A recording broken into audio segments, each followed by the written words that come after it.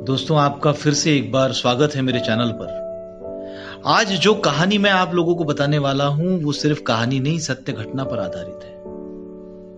और मुझे बहुत खुशी हो रही है आप सभी से ये कहानी शेयर करते हुए। आज अगर सोचें तो मौत का दूसरा नाम कोरोना है और हर जगह यही नकारात्मक चर्चा है। लेकिन जैसे गुफा के अंदर कितना ही अंधेरा क्यों ना हो, अंत में रोशनी जरूर होती है। वैसे ही ये कहानी है दोस्तों, और रोशनी है हम सबके लिए, उम्मीद का किरण है हम सबके लिए। ये कहानी है उस आईटी प्रोफेशनल की जो उस टीम का हिस्सा था जो अमेरिका गई थी और जिसे कोरोना की वजह से क्वारंटाइन में रहना पड़ा। मैं आप सबसे रिक्वेस्ट करता हूं दोस्तों कि ये कहानी अगर आपको अच्छी लगे तो आप ये कहानी ज्यादा से ज्यादा शेयर करें ताकि ये कहानी लोगों तक पहुंचे, क्योंकि इस कहानी से लोगों के जीवन में एक सकारात्मक बदलाव आएगा। यही मैं चाहता हूं। जैसे ही ये टीम, ये आईटी प्रोफेशनल अमेरिका से आए, इन लोगों का टेस्ट किया गया और टेस्ट के रिजल्ट पॉजिटिव आ गए। टेस्ट के रिजल्ट पॉजिटिव आए, आंखों के सामने अंधेरा छा गया, निराश हो गया कि बस अब तो सब कुछ खत्म हो गया, अब वो नहीं बचेगा। क्योंकि कोरोना मतलब साक्षात मौत। अब जो सोचा था जिंदगी में, जो करना था, सारा का सारा खत्म। हिम्मत ने जवाब दे दिया।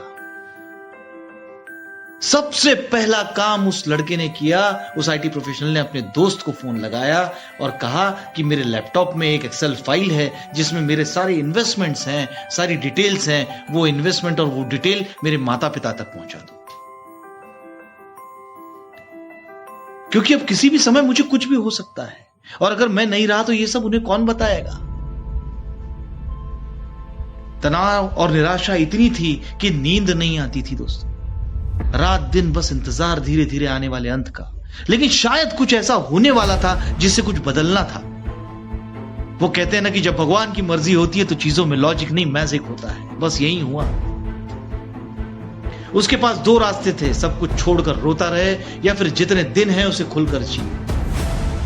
और उसने फोकस किया उस पर जो उसके पास था। क्या था उसके पास? उसके पास थे वो दिन जो वो जी सकता था। धीरे धीरे तनाव और निराशा से फोकस हटा के उसने दूसरी तरफ लगाया। उसने सबसे पहले अपना टाइम टेबल बनाया कि दिन भर मुझे क्या करना है। अपने आप को व्यस्त रखना चालू किया।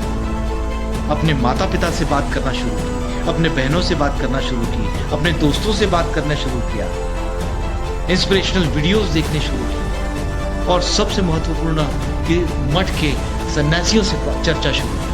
और इन सब का परिणाम ये हुआ दोस्तों, इन सब ने मिलकर उसकी मानसिक शक्ति को बढ़ाया और उस मानसिक शक्ति ने उस बीमारी को हरा दिया, उस बीमारी को कम किया। सबसे महत्वपूर्ण आगे की बात यह है कि इस आइसोलेशन ने, इस क्वारंटाइन ने उसका जीवन के प्रति पूरा दृष्टिकोण बदल दिया। यहां आने के पहले वह भी सामान्य इंसानों की तरह अपने करियर और अपने प्रमोशन, अपने डेवलपमेंट को ही सब कुछ मानता था।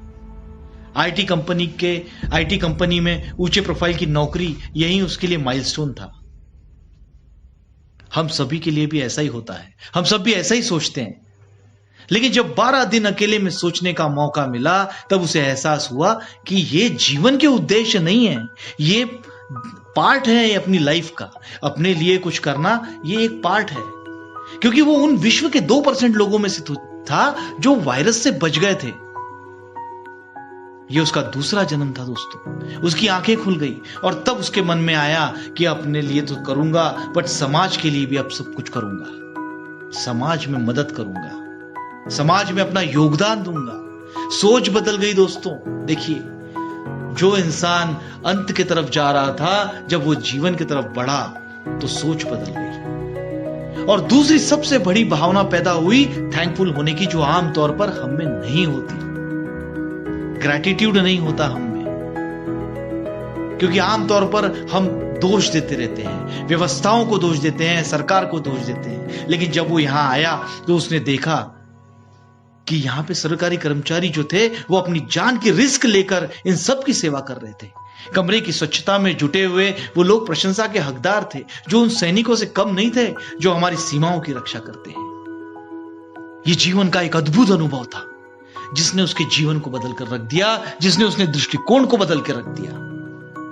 अब उसकी सोच पूरी तरीके से बदल गई थी। दोस्तों, ये कहानी हम लोगों के लिए एक उम्मीद है, हम लोगों के लिए एक सीख है कि हमें वो राह नहीं देखनी है कि कब अंत आएगा और हमारी सोच बदलेगी। हम आज भी इस कहानी को देखकर, सुनकर अपनी सोच बदल सकते हैं। ये कहानी हम सभी के लिए एक आशा का किरण है और इसमें से सीखने लायक बहुत कुछ है।